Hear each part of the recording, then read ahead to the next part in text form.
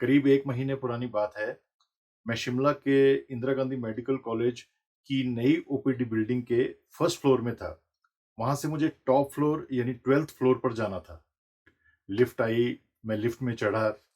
Lift की करीब 15-18 लोगों की कैपेसिटी थी, पर उस स्टार्टिंग फ्लोर से हम सिर्फ 2 ही लोग थे, मैं और एक और 24-25 साल का लड़का। अभी थोड़ी देर पहले ही मैं 12th फ्लोर से फर्स्ट फ्लोर पर आया था किसी काम से। लिफ्ट के 12 फ्लोर नीचे आने में काफ़ी टाइम लग गया था, क्योंकि लिफ्ट बीच के कई फ्लोर्स पर रुकते-रुकते आई थी। रास्ते के लगभग सभी 10 फ्लोर्स में कोई ना कोई स्पेशलिटी वार्ड था, जहाँ मरीज़ और उनके अटेंडेंट्स वगैरह उतर रहे थे या वहाँ से चढ़ रहे थे। इसलिए मेरा अंदाज़ा था कि वापस 12 फ्लोर ऊपर जाते हुए भी उतना ही टाइम लगना था। पर मेरी हैरानगी का ठिकाना नहीं रहा, जब लिफ्ट रास्ते में कहीं नहीं रुकी और बीच के 10 फ्लोर्स क्रॉस करके सीधा 12वीं मंजिल पर जाकर रुकी। मुझे समझ नहीं आया कि ऐसा करिश्मा हुआ कैसे?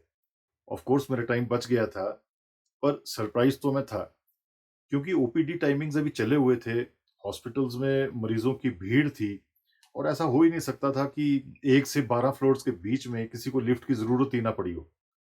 आई वाज़ श्योर कि हर फ्लोर पर लिफ्ट के दरवाजे के आगे बहुत से मरीज़ वगैरह इंतज़ार में होंगे। फिर ऐसा हुआ कैसे? तभी मुझे ख़्याल आया कि रास्ते में लिफ्ट के अंदर मेरे साथ जो लड़का खड़ा था, वो लिफ्ट के बटन से कुछ छेड़खानी कर रहा था। मैंने जब उसको पूछा कि उसने क्या किया था, वो मुस्कुराया पर कुछ नहीं बोला और चला गया। उसकी उस मुस्कुराहट में शरारत की उद्दंड बेशर्मी थी। I could see that. As if he was saying that I am smart. मुझे बहुत गुस्सा आया।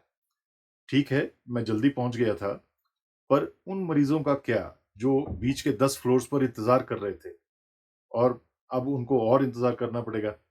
और अगर फिर से किसी ने शरारत करके दोबारा-तिबारा वैसे लिफ्ट का फंक्शन हैक किया तो? बाहर खड़े एक हॉस्पिटल स्टाफ मेंबर से बात करने पर मुझे समझ आ गया कि उस लड़के ने लिफ्ट के एक ऐसे इमरजेंसी फंक्शन का मिसयूज़ किया था, जो सामान्य यात्रियों के लिए नहीं होता।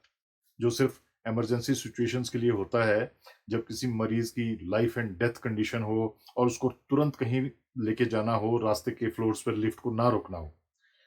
मैं जान गया कि उसने क्या किया था। हालाँकि वो तरीका जानबूझकर मैं अभी नहीं शेयर कर रहा, ताकि उसका गलत इस्तेमाल ना हो सके। I was furious at that young man. वो किसी इमरजेंसी में नहीं था, मुस्कुरा रहा था। वो लड़का शायद भूल गया था कि कल को वो भी एक पेशेंट हो सकता है या उसका कोई अपना, हो सकता है वो भी इंतज़ार कर रहे हों किसी लिफ्ट के दरवाज़े के आगे किसी फ्लोर पर और कोई और ऐसी ही शरारत करे और लिफ्ट ना रुके। फिर मुझे याद आया कि ये सिर्फ़ एलिवेटर्स में ही तो हो नहीं रहा। हमारे समाज में रोज़ कई जगह फैसिलिटीज़ का मिसयूज़ हो रहा है। हर कोई अपने बारे में सोचकर शॉर्टकट्स हैक कर रहा है। एक सभ्य समाज में ये नहीं होना चाहिए। अच्छा समाज कानूनों से नहीं, चरित्र से चलता है और चरित्र की असली परीक्षा वहीं होती है, जहाँ शॉर्टकट लेने का मौका हो और कोई देखने वाला ना हो, पर फिर भी कोई ना करे। और ऐसा नहीं है कि ये कोई ख़ास तरह के लोग करते हैं। हम सब शायद कभी न कभी ऐसा करते हैं। कभी ये सोचकर कि सब करते हैं तो हम क्यों नहीं? और कभी खुद को ये तसल्ली देकर कि अगर हम चालाकी नहीं करेंगे तो बेवकूफ़ कहलाएँगे। मेरा सलाम है उन सबको जो चाहे किसी भी पद पर हों, पर उनको जो सुविधाएँ मिली हैं, जो प्रिविलेजेस और डिस्क्रिशंस हैं, वो उनका दुरुपयोग नहीं करते। चाहे कोई देख रहा हो या ना देख रहा हो। कोई भी देश बुरा नहीं होता। बुरी होती हैं उसके नागरिकों की आदतें। आदतें सुधरते ही वही देश खुशनुमा बन जाता है। जैसे कि वो कहावत भी है कि if you are not part of the solution, you are part of the problem. और इसका उल्टा भी करेक्ट है कि if you are not part of the problem, then you are part of the solution.